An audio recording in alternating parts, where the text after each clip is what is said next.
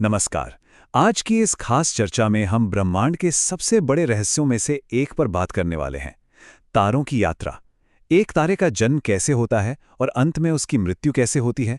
चलिए बिना किसी देरी के इस अद्भुत सफर पर निकलते हैं। हमारी पूरी चर्चा का मुख्य सवाल यही है, आखिर इन विशाल तारों का जन्म कैसे होता है और जब इनका अंत होता है तो क्या होता है। ये कोई आम सवाल नहीं है ना? सदियों से वैज्ञानिकों और विचारकों ने इस गुत्थी को सुलझाने की कोशिश की है। तो आइए ब्रह्मांड की इन विशाल रोशनियों के बनने और मिटने की कहानी को करीब से समझते हैं। भाग 1, बिग बैंग और शुरुआत, सब कुछ की उत्पत्ति। कल्पना कीजिए, एक समय ऐसा था जब कुछ भी नहीं था।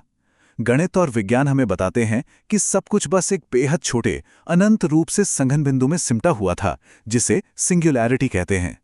फिर अचानक होता है बिग बैंग। ये ऊर्जा और पदार्थ का एक अकल्पनीय महाविस्फोट था।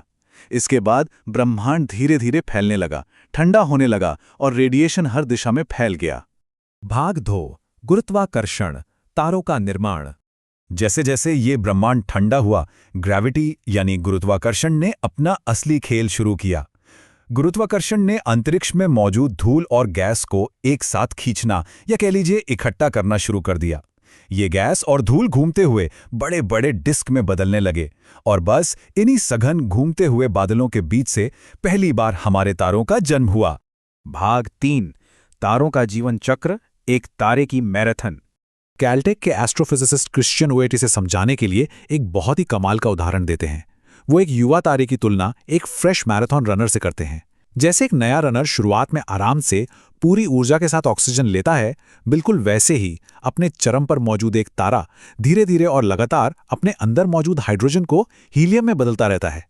अगर हम इस पूरी जीवन यात्रा को देखें तो शुरुआत में तारा बहुत आराम से काम करता है, हाइड्रोजन से हीलियम बनाता है और ईंधन धीरे धीरे इस्तेमाल होता है। लेकिन जैसे जैसे समय बीतता है उसे भारी तत्वों को फ्यूज करना पड़ता है और उसका ईंधन बहुत तेजी से चलने लगता है। अंत में एक समय आता है जब वो लोहे यानी आयरन तक पहुंच जाता है और यहां आकर सारा ईंधन पूरी तरह खत्म हो जाता है। यहीं से कहानी में एक बड़ा मोड़ आता है। भाग 4, ईंधन खत्म, मैराथन का अंत। उसी मैराथन वाले उदाहरण को लें तो लोहे तक पहुंचने का सीधा सा मतलब है दीवार से टकरा जाना। जैसे दौड़ते दौड़ते रनर की पूरी ताकत जवाब दे जाती है। लेकिन एक इंसान तो पानी पीकर या कुछ खाकर अपनी ताकत वापस पा सकता है, पर एक मरते हुए तारे के पास ऐसा कोई जादुई विकल्प नहीं होता जिससे वो अपनी ऊर्जा वापस पा सके। तो अब होता क्या है? ईंधन खत्म होने से तारे के अंदर से बाहर की तरफ लगने वाला दबाव बिल्कुल बंद हो जाता है। अब गुरुत्वाकर्षण को रोकने वाला कोई नहीं है।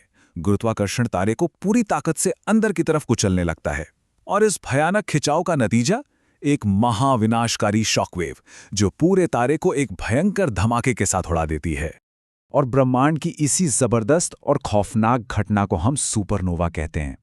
ये एक विशाल तारे की मौत का भारी विस्फोट है जो अपने पीछे गैस और धूल का एक बहुत बड़ा मलबा छोड़ जाता है। क्या आपको पता है, ये धमाका इतना ज्यादा चमकदार होता है कि 1054 ईस्वी में प्राचीन चीनी खगोलविदों ने इसे दिन के उजाले में भी देखा था। बिल्कुल सच, दिन में तारों का धमाका।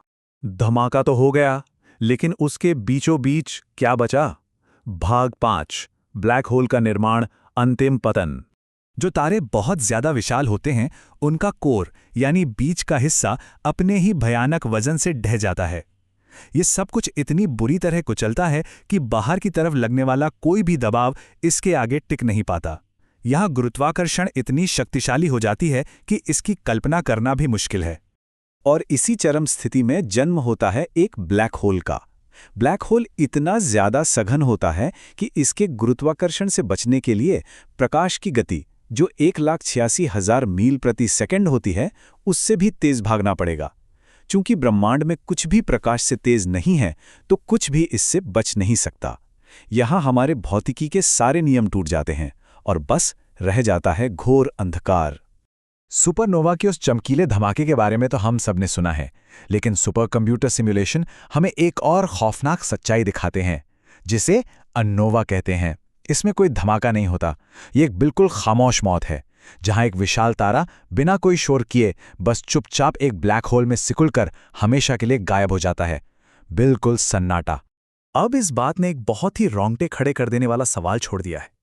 अगर तारों की मौत इतनी खामोशी से हो सकती है, तो क्या ये मुमकिन है कि ऐसे अदृश्य ब्लैक होल हमारे ही आसपास कहीं छिपे हों? जरा सोचिए, ब्रह्मांड वाकई ऐसे अनगिनत रहस्यों से भरा पड़ा है जो अभी भी हमारी नजरों से परे हैं। इस शानदार विषय पर आज की चर्चा में शामिल होने के लिए बहुत बहुत धन्यवाद।